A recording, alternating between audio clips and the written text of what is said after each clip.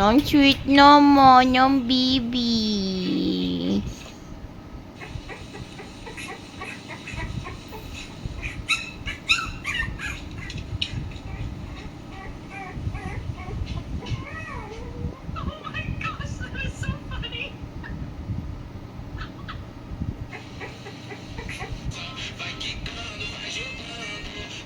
Seryoso talaga siya, oh.